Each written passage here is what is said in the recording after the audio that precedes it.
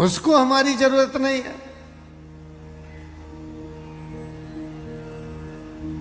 हमसे तुमको बहुत हैं, तुमसे हमको ना है।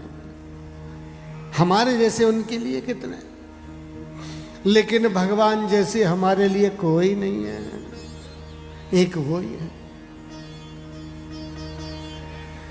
इसलिए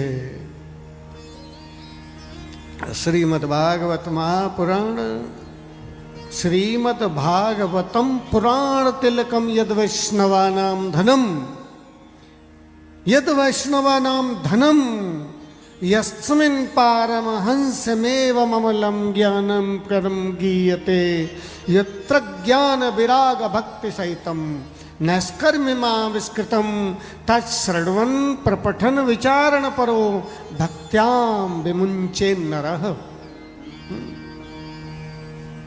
ये सबसे बड़ा धन है भागवत ज्ञान। भागवत ज्ञान सबसे बड़ी संपत्ति है। जिस दिन ये बोध हो गया, ये मकान, ये दुकान, ये खजाने, ये तुम्हारी संपत्ति नहीं है। इसका मतलब ये नहीं कि तुम कमाओ मत, कि मकान मत बनाओ, कि खजाना इकट्ठा मत करो। इसका मतलब ये मत समझ लेना। खूब कमाओ, खूब इकट्ठा करो, मकान बनाओ, दुकान बनाओ, कंपनी बनाओ, खड़ी करो और भी विकास करो, लेकिन मन को ये निश्चित एक कोने में रखो कि इसमें कुछ भी मेरा नहीं है। मेरा केवल जो ठाकुर जी के चरणों में प्रेम बढ़ गया है, जो ठाकुर जी से मेरा जो कनेक्शन जुड़ गया है, ठाकुर जी से मेरा कितना विश्वास का रिश्ता बन गया है, ये मेरा है।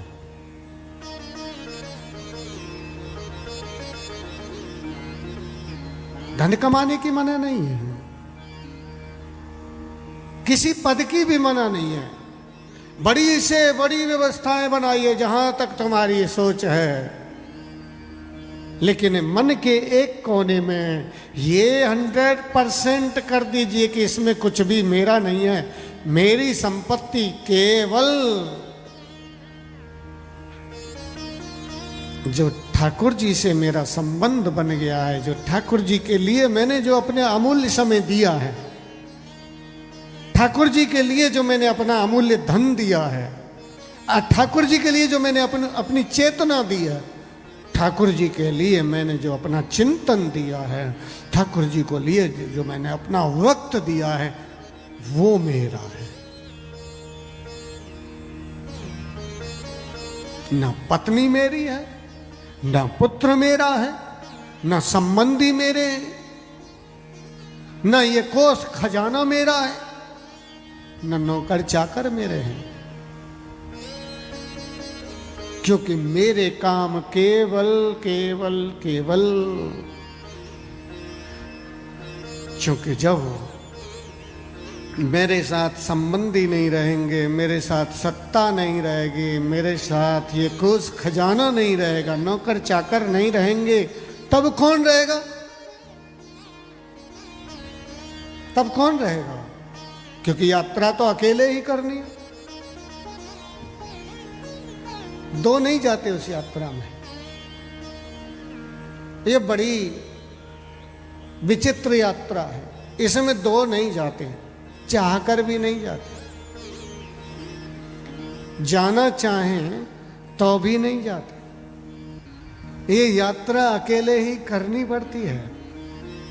और सच पूछो तो भले ये तो स्वाभाविक है कि जब भगवान की शरण में आते हैं तो भगवान आपके छोटे से छोटे काम को जब एक बार कहते हैं, वो नरसिंह मेहता जो है कथा, नामदेव जी कथा श्रवण कर रहे थे, सत्संग का नियम था। और सत्संग में ऐसे कहते हैं कि सत्संग का पूरा फल तब मिलता है कि तब प्रारंभ होने के पहले आकर के बैठना और पूरा होने के बाद प्रसाद लेकर के जाना, तब पूरा फल मिलता है सत्संग का। तो क्या हुआ कि उनके घर में आग लग गई।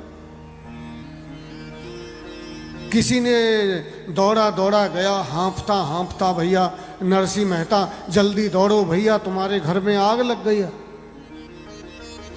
नरसिंह मेहता ने कहा भैया वो कैसे चलूं? हाँ, नामदेव जी ने कहा भैया कैसे चलूं, अभी सत्संग पूरा हुआ नहीं। अरे बोले कैसा निर्दयी आदमी है तू, कहता है कि सत्संग पूरा नहीं, घर में आग लगी है। बोले भैया मेरा नियम है, मैं प्रसाद लेकर ही जाता हूं। अब लगी है, जिसने लगाई है वही बुझाएगा, हाँ? जो मेरा घर जलाएगा वही बनाएगा, मेरा तो सीधा है। तो लोग बोले ये तो पगला गया है नामदेव, तुम चलो। सब लोग लग गए, दे दे बाल्टी, दे दे बाल्टी, दे दे बाल्टी, कुछ सामान बाहर निकाल रहे। नामदेव जी प्रसाद लेकर के गए। अरे बोले तुम काहे को निकाल गए हैं, जब अग्निदेव मेरे घर अतिथि बन के आया है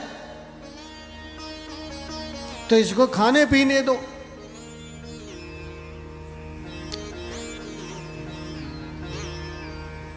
तो कहते हैं कि बैकुंठ से भगवान रुक्मिणी जी के साथ विट्ठल जी देख रहे थे। विट्ठलनाथ जी ने कहा देखा रुक्मिणी जी, अब इसका घर हमें और तुम्हें ही बनाना पड़ेगा, इसका विश्वास ही इतना। तो कहते हैं विट्ठल और रुक्मिणी जी दोनों आए, आ करके ऐसा घर बनाया ना नामदेव का। अब जो देखे वही करे, भाई कहाँ से कारीगर लाया था, बड़ा सुंदर घर बनाया भैया, पहले तो घर इसका कुछ भी नहीं था जो अब बनाए। यार नामदेव हमें भी बता दे तू कहाँ से कारीगर लाया है और क्या मजदूरी दी है। बोले भैया मैंने अपना घर जलाया है, तुमको ऐसा घर बनाना है तो तुम भी जला दो।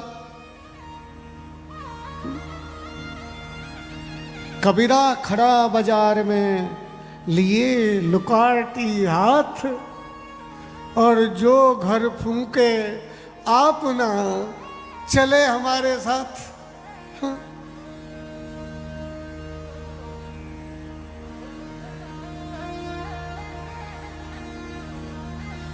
एक बार जगत गुरु वल्लभाचार्य जी महाराज जा रहे थे, एक अंधा बैठा बैठा कुछ गुनगुना रहा था।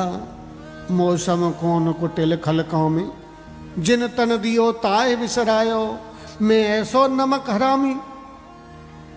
जगत गुरु वल्लभाचार्य जी महाराज ने अपना डोला रोक दिया। बोले भाई ये कौन है? बोले महाराज ये सूरदास है, बड़ा भजन गाता है भगवान के। बोले रोक दो, थोड़ा मिल लेते हैं। तो बोले सुनाओ। तो वही उन्होंने गुनगुनाया, मौसम कौन कुटिल खलकामी, जिन तन दियो ताहे बिसरायो, मैं ऐसो नमक हरामी। बोले नाम क्या है तुम्हारा? जगत गुरु वल्लभाचार्य जी महाराज ने कहा, बोले मेरा नाम सूर है। अरे बोले सूर होकर के गीतड़ों के गीत गाते हो? बोले क्या करूं, मुझे यही आते हैं। तो कहते हैं जब जगत गुरु वल्लभाचार्य जी ने उनको दीक्षा दे दी तो वो भगवान का जैसा श्रृंगार होता था उसी का गीत गाते थे। ऐसी दृष्टि उनको मिल गई कि श्रीनाथ जी का जो श्रृंगार हुआ है